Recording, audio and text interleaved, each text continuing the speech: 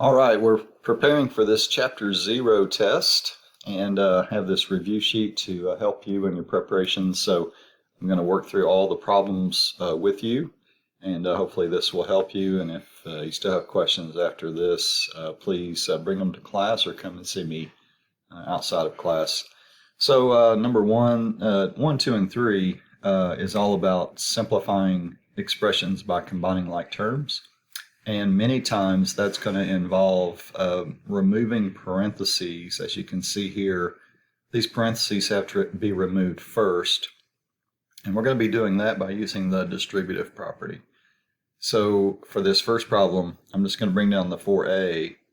And now I'm going to distribute -5, multiply -5 times both of the terms inside the parentheses. So -5 times a is -5a. And -5 times 1 is -5.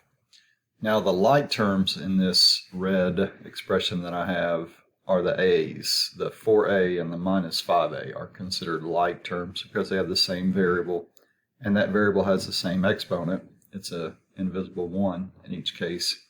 So to combine those, 4 minus 5 is -1a.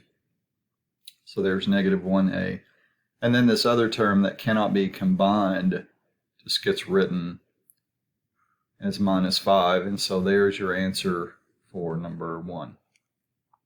Number 2 is the same idea, it's just that this time I'm going to be distributing -1 to both of the terms inside the parentheses, and then I'll combine like terms.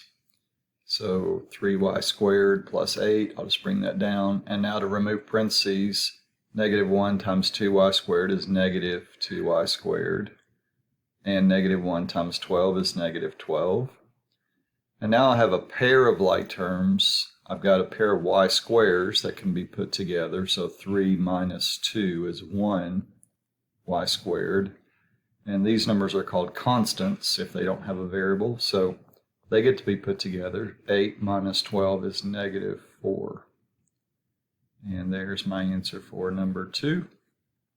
And number 3, again, this time we'll do the distributive property 2 different times.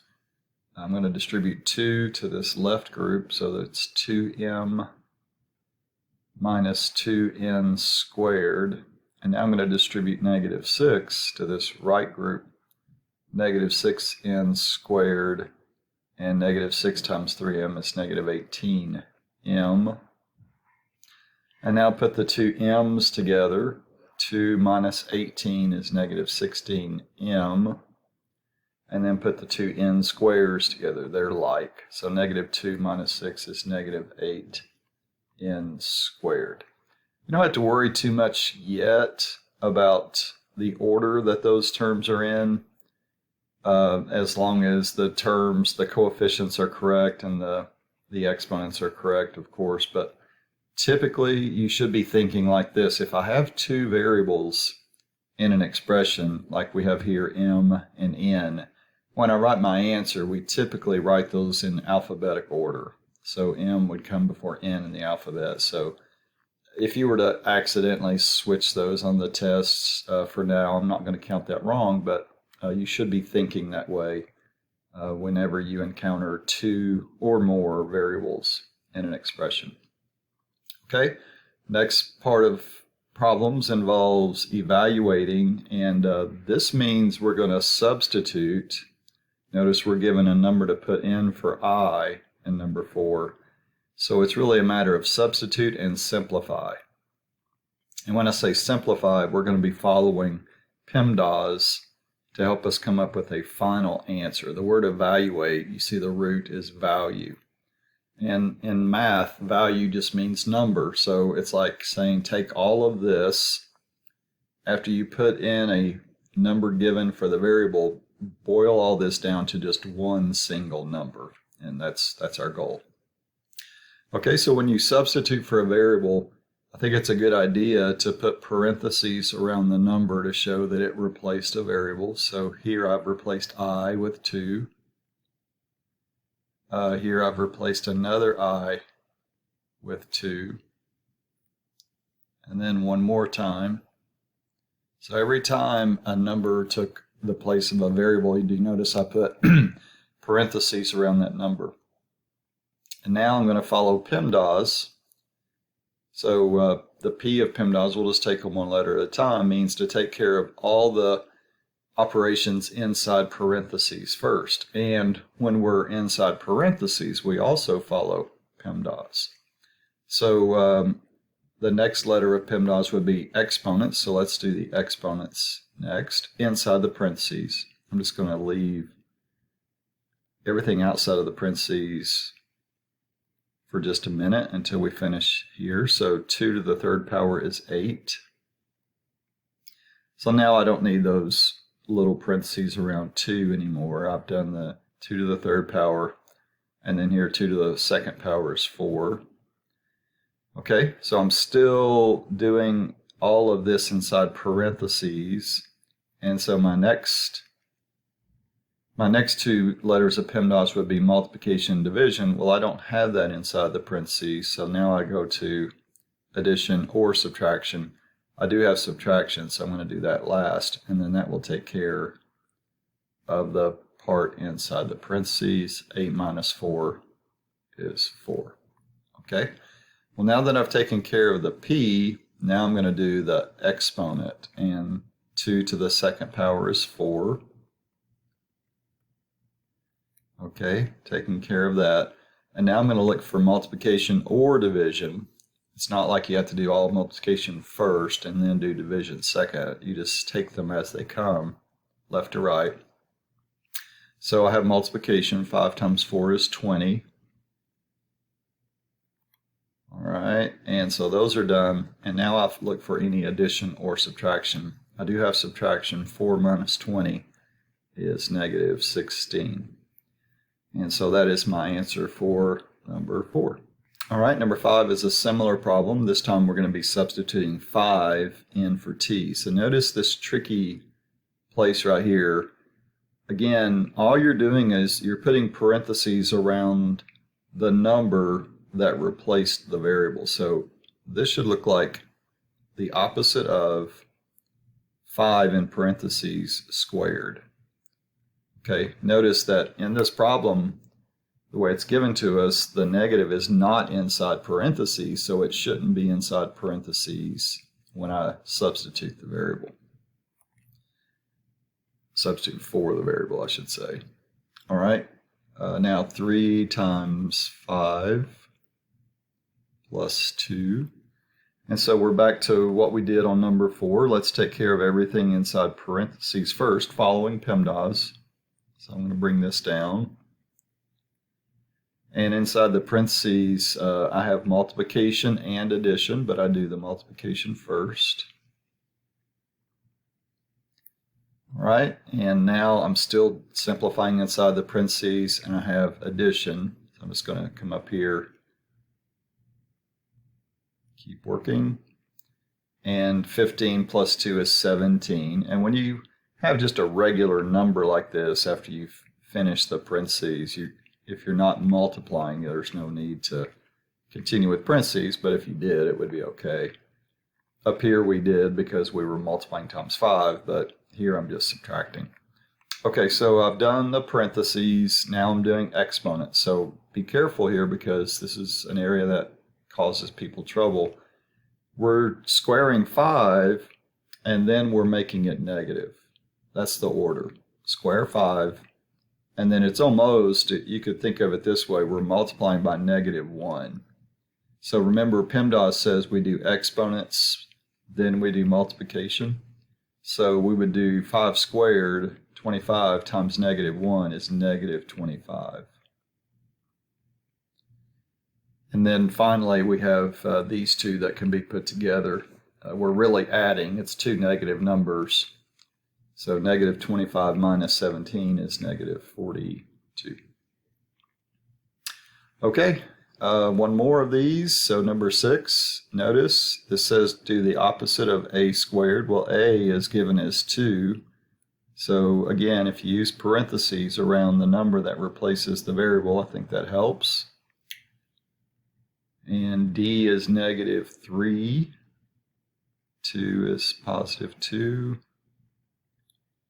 And just checking to make sure I've replaced everything correctly. All right. So again, here we are again doing the parentheses first. So I'm just going to bring all this down until we come to it. So in the parentheses, I have multiplication, and then I have subtraction. So I'm doing the multiplication first. 2 times 2 is 4. All right, now I'm going to put these two together in the parentheses. Negative 3 minus 4 is negative 7. And I'm going to keep it in parentheses since we're going to be multiplying by 3. And that my next step will be to take care of the exponent. So 2 squared is 4, and then just like we ran into in number 5, you square 2 and then you change it or multiply by negative 1. So that's going to be negative 4. Okay, now I've got multiplication and addition, but multiplication comes before addition. So negative 4 plus negative 21, or you could have said negative 4 minus 21. Either way, and then put those together, and that's negative 25. Okay, so be prepared to do some problems like that on your test. Now we come to solving equations for a particular variable. So number 7, we're solving for W.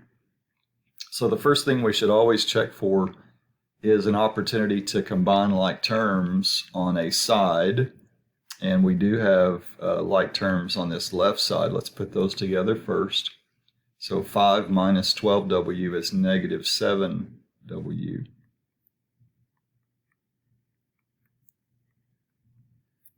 All right, so we've taken care of combining any like terms on a side. Now I want to put the w's on one side only. Right now they're on both sides of the equation. And so you really could go either way, but I always use an expression. You may have remembered in class that I would say kill the little one. Well, of these two w's, negative 7 and negative 15w, the negative 15 is the smaller one. So I'm going to cancel, or in that expression we would say kill, I'm going to cancel it by adding 15w.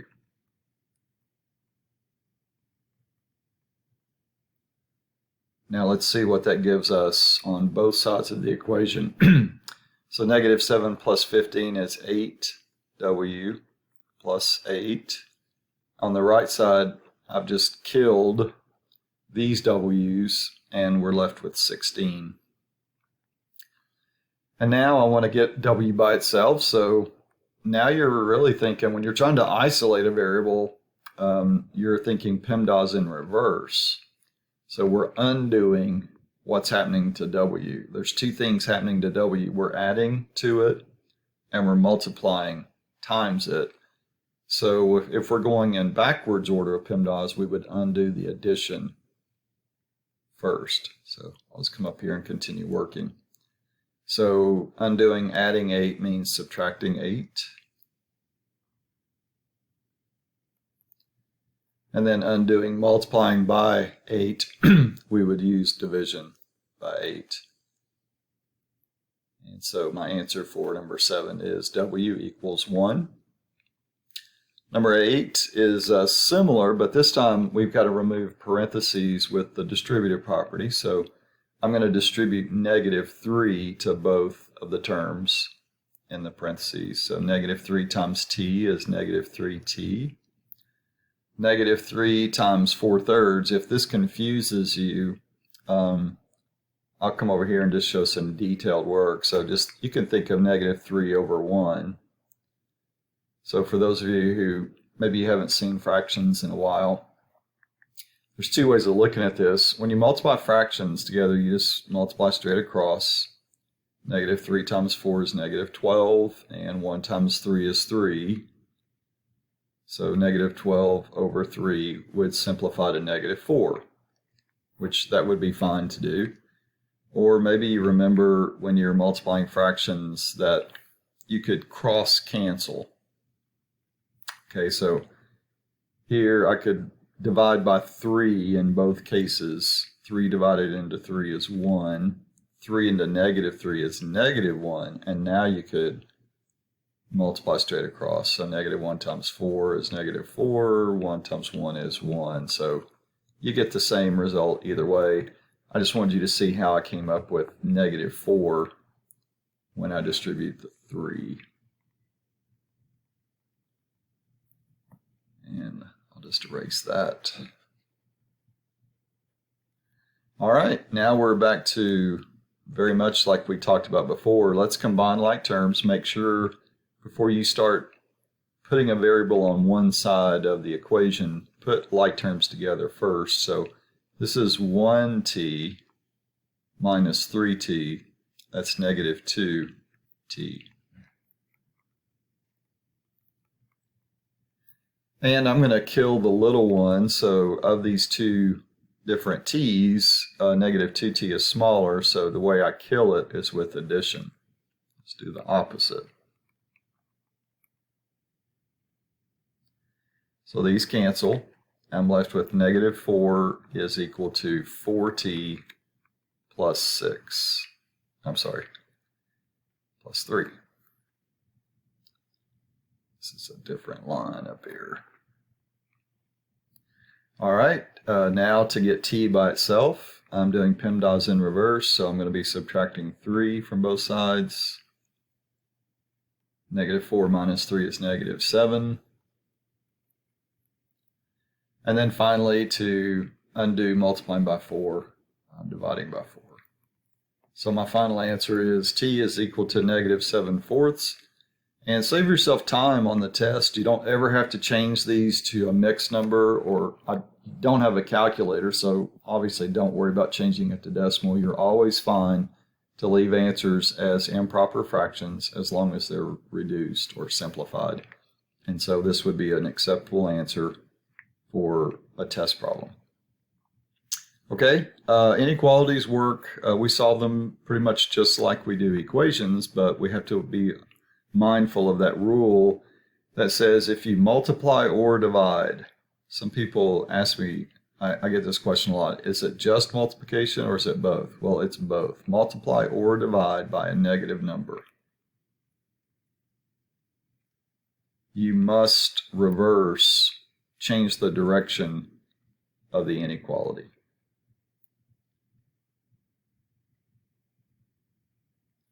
Okay, so let's see what that looks like. Once again, we got to get rid of parentheses, so let's do the distributive property. 13 times x, 13 times 1. Combine like terms, so I have these constants. 7 plus 13 is 20.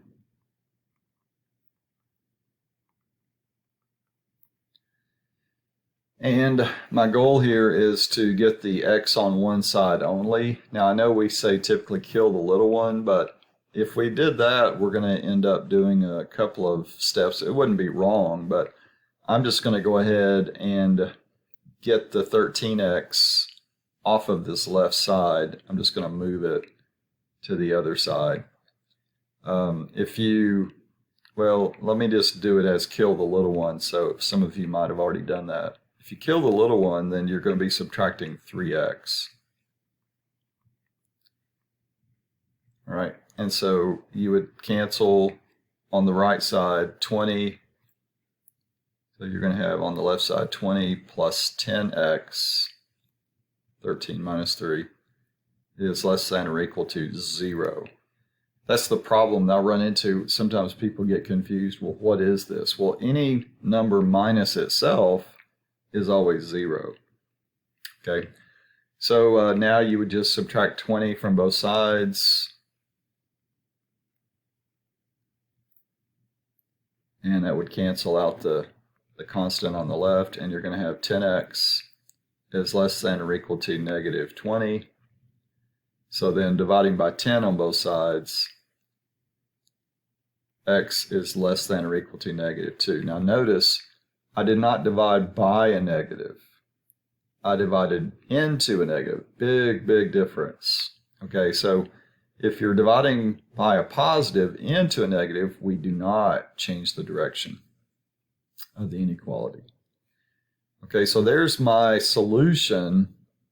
And now we should check the answer. If you have time on your test, if you finish and there's still time left, then you should always put this number back in and see if it makes a true statement, and it should.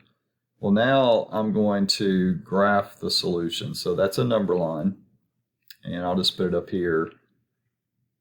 So all you have to do is really just put two numbers on your number line. I like for you to put 0, and then just put the number that ended up as part of your solution in its relative position to 0. Doesn't have to be anything fancy. And then show me using an arrow where the solution set is. This is really saying all the numbers that are less than or equal to -2.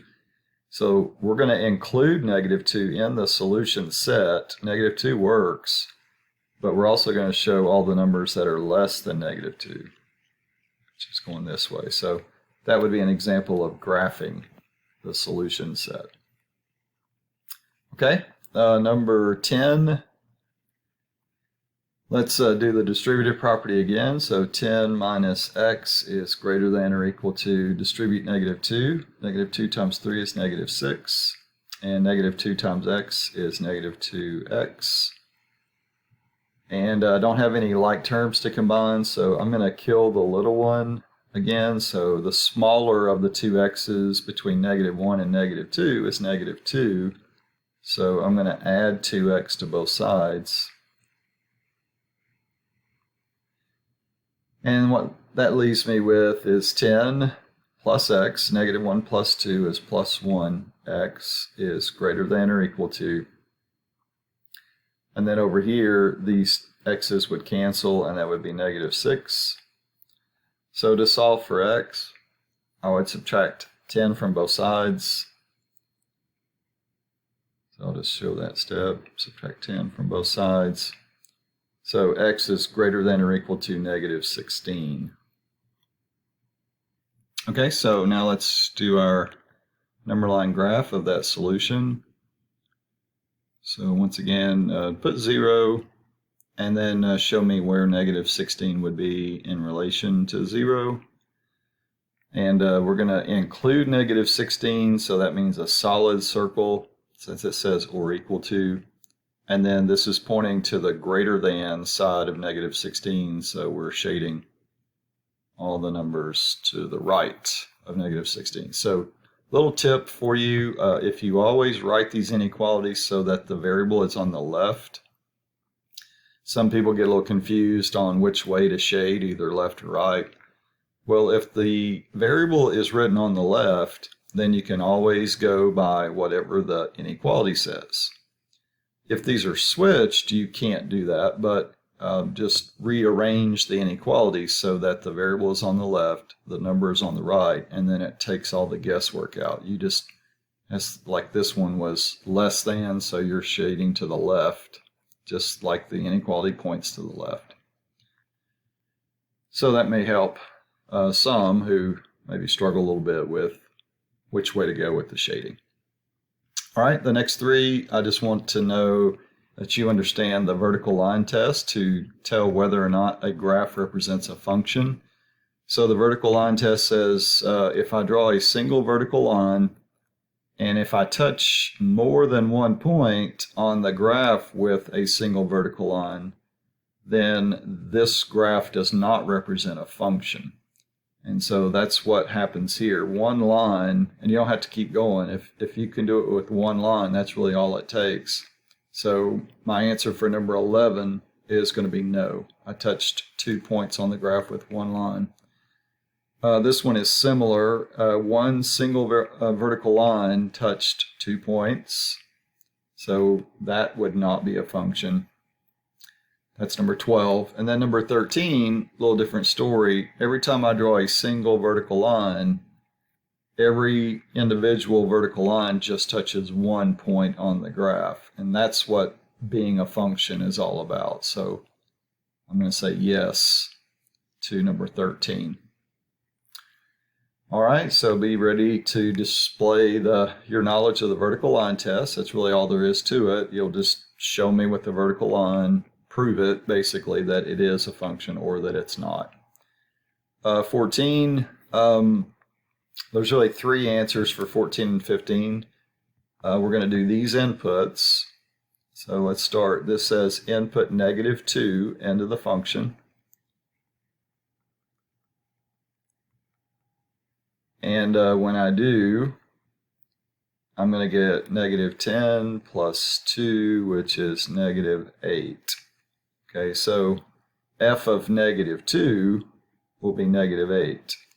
All right, now let's find, this is called f of 3, the value of the function when x is 3, in other words. All right, so replace x with 3 this time. See what comes out. All right, so this time the answer for f of 3, input 3, gives me output 17. And then finally we're going to do f of 7. Same function, but this time replace x with 7. 35 plus 2. And so my answer for the f of 7 part will be 37. Okay, I'll just change color over here and we'll jump over to number 15 and do the same thing. So same inputs. So this time I'm going to do f of -2.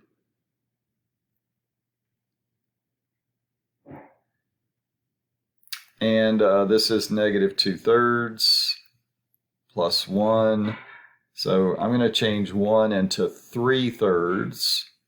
Okay, just doing a little fraction common denominator work. So -2/3 plus 3/3 is 1/3. So that's my answer to f of -2. And now let's do f of 3. f of 3 is 1/3 input 3 plus 1. 1/3 times 3 is 1. 1 plus 1 is 2. And then finally, let's do f of 7. 1/3 times 7 plus 1.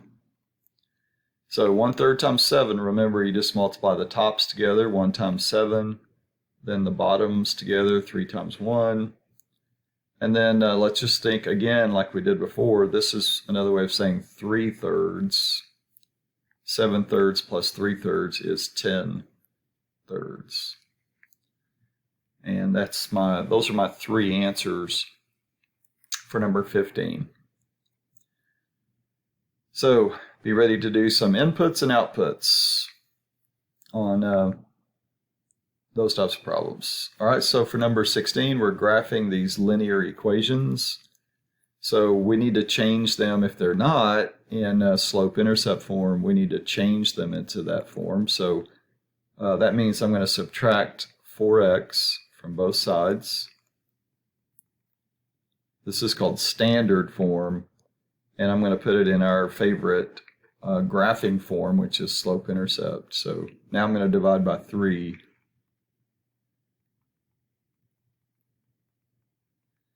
And so now I can graph out of this because this shows me the y-intercept. I'm crossing the y-axis at 4, which is right there. And from that point, I'm going to do a count of -4/3 slope. So it's negative. So I've got a choice. I could go up 4, but then I'd have to combine that with left 3. So for a negative slope, one of these directions will be a negative and one of them will be a positive. So I'll just change it up for the other point that I need. Let's say I went from this starting point, I went down 4, that's negative, but then I went right 3, that's positive. And you can see how the points still line up. So you would grab your ruler. I don't have a ruler, so I'm just going to try my best to make this straight, but I'd like for you to make sure you use a ruler on the test and draw a straight line. So there's the answer for 16. 17 is already in slope-intercept form, so we just start at 1/2. There's 1/2 on the y-axis, that's the y-intercept. And then we count a slope of -3/2. So once again, I could go up 3. All right, so I'm right in there, halfway between. And then left 2, which puts me right there. Or I could go the other way and go down 3 and combine that with right 2. And once again, just grab your ruler and your line looks like that. Okay, you'll also be asked to write linear equations. So remember, you're going to end up with a y equals mx plus b equation. So the goal here on all 3 of these problems will be to find these numbers so that you can replace m with an actual number and then also find the actual number for b. So let's find m first. If we're given 2 points on a line, we know to use the formula for slope. So this is the first x and the first y. This will be the second x and the second y. So let's plug in 6y2 minus y1 over x2 minus x1. So be careful, 6 minus negative 2 is really addition. 6 plus 2 is 8. And same thing here, 1 minus negative 3 is really addition. That's 4. So when I simplify that, I get a slope of 2. So I know what's going to go here in place of m. Now let's figure out what will replace b. What is the actual number? So pick either one of these points. I'm going to go with the point 1, 6. So 6 is the y. We found m is 2. The x is 1, and now let's solve for b. So 6 minus 2,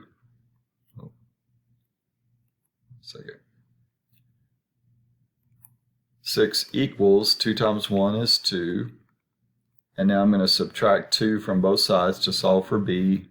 So I'm not going to show that, but hopefully you can see why I'm subtracting 2. It's positive, and we want to make it become 0. So 6 minus 2 is 4 equals b. So now I've got the 2 numbers that will replace m and b, and now I'm ready to finish my answer. And so y equals 2x, and then b is positive 4. There's the answer for number 18. What these problems really amount to is, first of all, finding out what number you're going to use for slope. And there's really 3 different ways of coming up with slope in these problems. One is using the slope formula. You just saw that. Well, let's look at another one. Another one is to give you a line that's already written and figure out what slope to use for this line that you have to write the equation for. Well, let's turn this into slope-intercept form, the line that we're given, so that we can see the slope of this given line. So all I did here to solve for y is add 2x to both sides.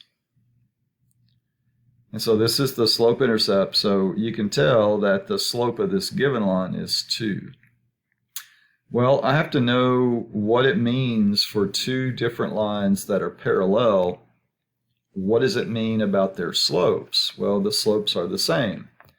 So if this slope, the slope of this given line is 2, then that's the same slope I'm going to use for this other line that goes through negative 1, 3. All right, so I'm now officially done with this, so don't take any other information. Once you've figured out what to use for slope, a lot of people want to use the other number as the y-intercept, and that's going to be wrong. So you got to solve for b. You got to solve for the y-intercept on all these problems. Okay, well, we're back to what we did before. Let's take the point we're given, and 3 will go in for y. M is 2. X is going to be replaced with negative 1, and now we have to solve for b. All right, so 3 equals negative 2 plus b. So in this case, to solve for b, I'm going to add 2 to both sides, and b is 5. So here's my final answer. The equation is going to be, please don't just give me all of this and stop. Make sure you show me a y equals mx plus b equation. So m is 2, and b is positive 5. And there's the answer for number 19. So number 20 is very similar.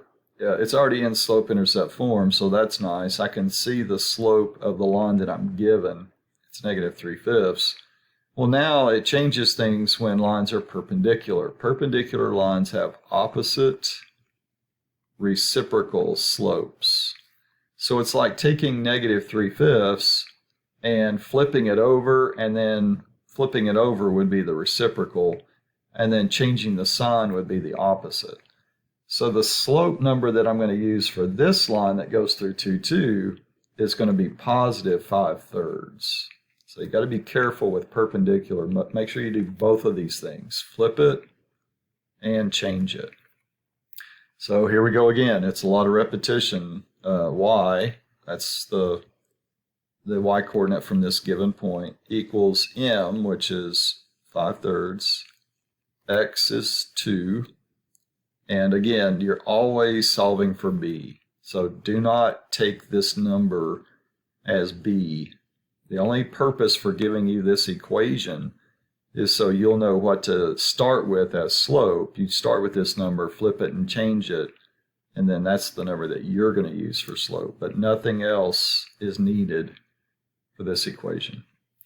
All right, let's solve for b. So 2 equals 5 times 2 is 10/3 plus b.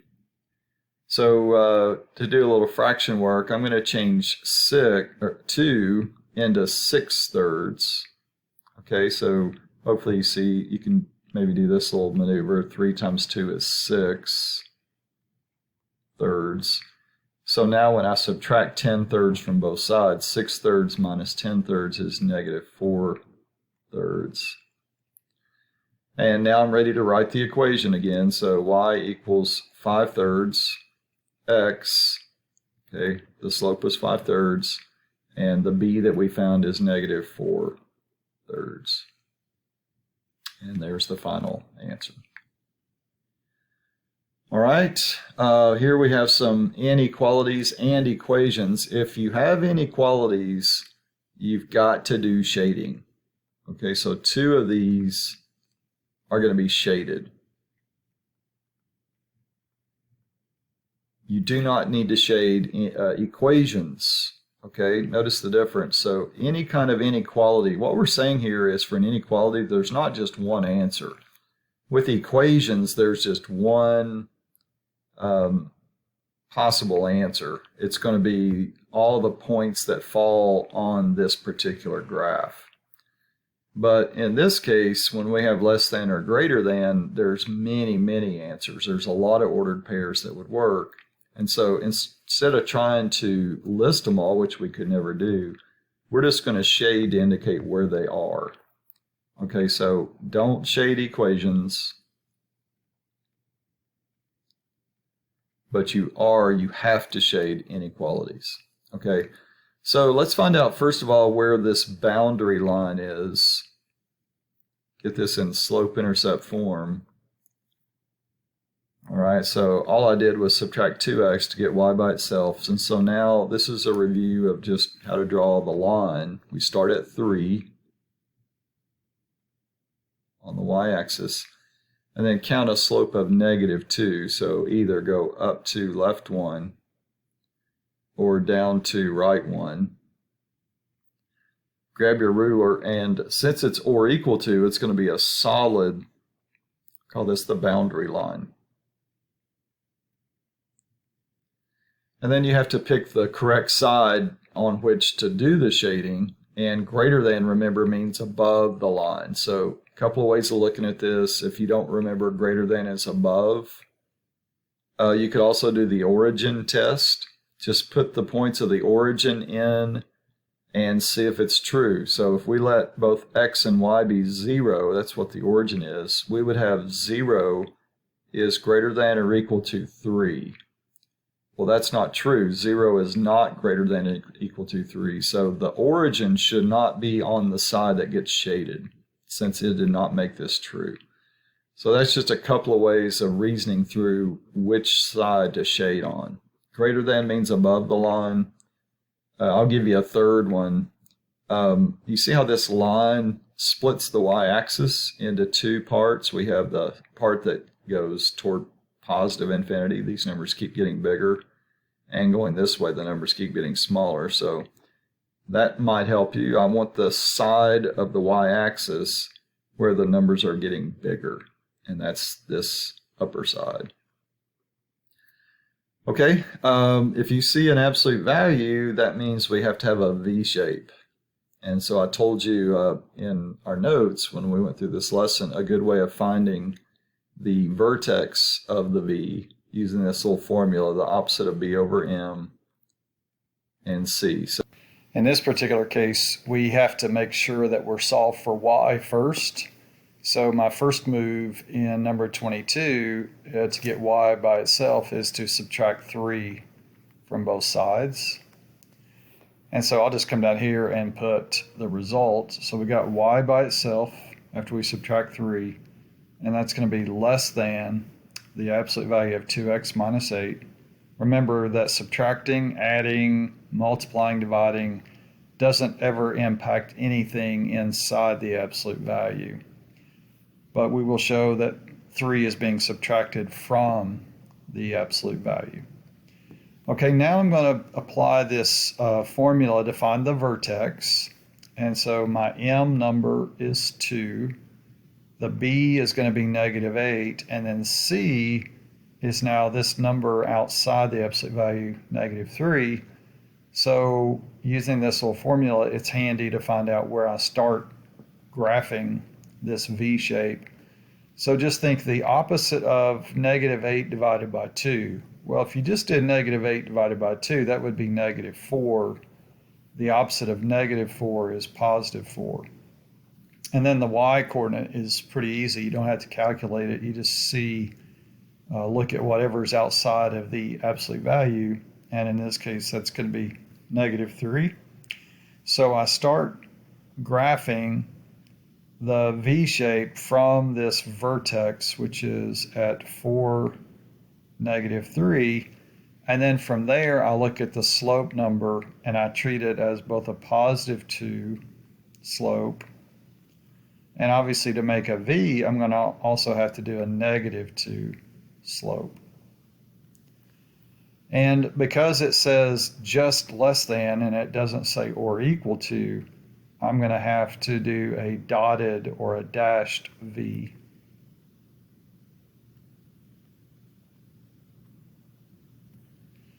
And now again, for all inequalities, we have to do shading, and less than, again, means below the line. So we're talking about below this left side line and also below the right side line of the V. So basically what we're talking about is everything outside of the V will be shaded. So nothing inside the V is shaded. And then once again, you could test yourself using the origin. When I put the points of the origin in, I should have a true statement. So let's see, using this bottom, if I let y be 0 and also let x be 0, 0 minus 8 is negative 8, and the absolute value of negative 8 is positive 8 minus 3.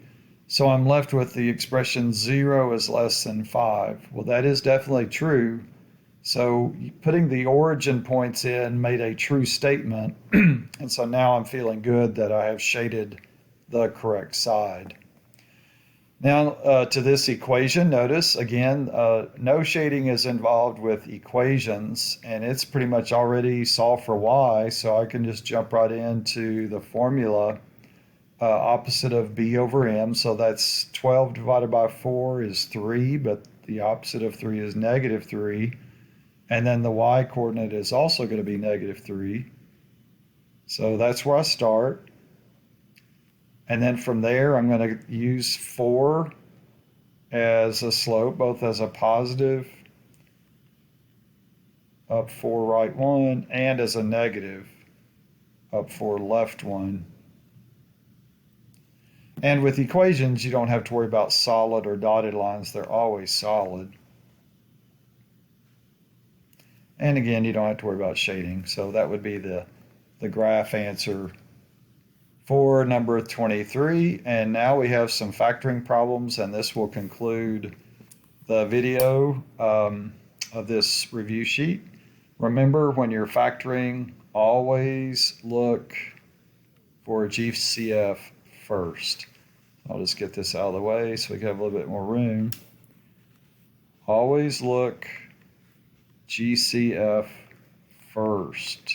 Okay, make that your first thought in factoring. So number 24 has a GCF. The number 7 is the largest number that goes into itself and 49. So when you're factoring out a GCF and you want to know, well, what's the other factor? Use the GCF to divide into the other terms.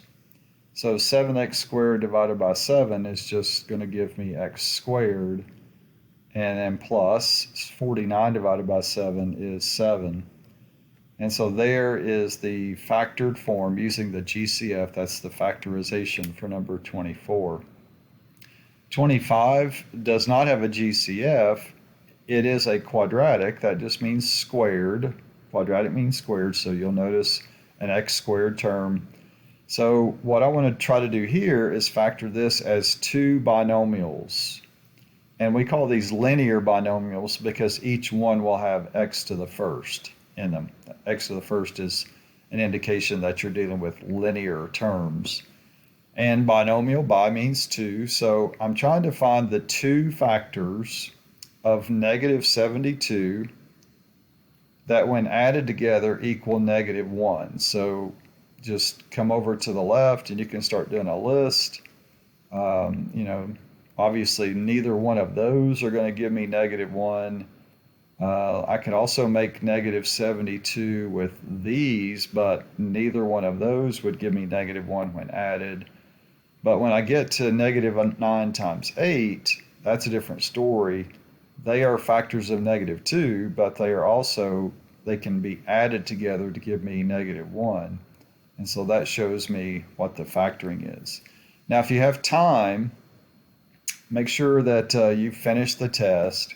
But if you have time, remember to go back and check with the FOIL method when you have binomials. With this first problem, number 24, you would just do the distributive property, and that should get you back to the original problem. But with binomials, you would use FOIL. And again, make sure you finish the test first, but that's a good thing to do with your extra time. Number 26, there is a GCF of 2. So let's take that out first and then see what we have if there are other possibilities of factoring. Okay, so I'm looking in the parentheses and I notice that there are factors of negative 14 that add up to negative 5. So remember, don't forget the 2. That needs to be part of your answer. But the way I'm going to factor this quadratic trinomial, both of the groups will have x, and the factors of negative 14 that add up to negative 5 are negative 7 and positive 2. So that's the final factoring for number 26. 27 doesn't have a GCF. It is a quadratic trinomial, so let's see, are there factors of 40 that add up to 13? And there are, positive 8 and positive 5. And again, with time permitting on the test, use FOIL, and you can check that out. If you don't remember about FOIL, then I'll just refer you back to that lesson, the 07 lesson where we covered the FOIL method. First on 28, we'll take out a GCF. There's a GCF of 2, and then see if that opens up other possibilities of factoring. This is that special factoring case called the difference between two squares. We've looked at that quite a bit. And so if you notice subtraction of two terms that happen to have perfect square roots, then it's just as simple as finding those square roots. X is the square root of x squared, 7 is the square root of 49. You're just going to write two different groups using those factors and those square roots, and then one group gets a plus and the other gets a minus. 29, we're looking for a GCF. It would be 3. And as it turns out, we cannot do other factoring And you won't have to worry about factoring a quadratic trinomial where the number in front of x squared is greater than 1. That will come up after this test where we use the box method. But you should be able to factor out a GCF of this trinomial, and that would be 3. Number 30, there is no GCF, but once again, this is that special case called the difference between two perfect squares. So just find those square roots, write them twice, two different groups, give one group a plus, one group a minus, and you have the factoring. 31 is very similar. It's also the difference between two squares. There is no GCF, so let's find those square roots. 3x is the square root of 9x squared, 2 is the square root of 4. One gets a plus, one gets a minus, and there you have it. Number 32, I don't see a GCF, so I'm going to try to factor this as two linear binomials using the factors of positive 24 that add up to negative 10. So off to the side, it's a good idea just to start listing out all the factors, the pairs of factors that it would equal 24. And in this case, that would have to be negative 6 and negative 4. Multiply a negative times a negative, it gives you a positive. But when you add a negative and a negative, it would give you a negative. So that would be your factoring of number 32. And then one more to conclude this video. No GCF on number 33. So let's see. It's a trinomial, so let's see if it's possible to use the factors of negative 54 that add up to negative 3. And sure enough, we could use negative 9 and positive 6. All right, so that concludes this video preparation for the tests coming up. And I hope this helps you, but if you still have questions, bring them with you to our next meeting. And work hard on this. Make sure you can do all the problems that are on this page and do them well. And then hopefully you'll be prepared for the test coming up. Let me know if you need any assistance.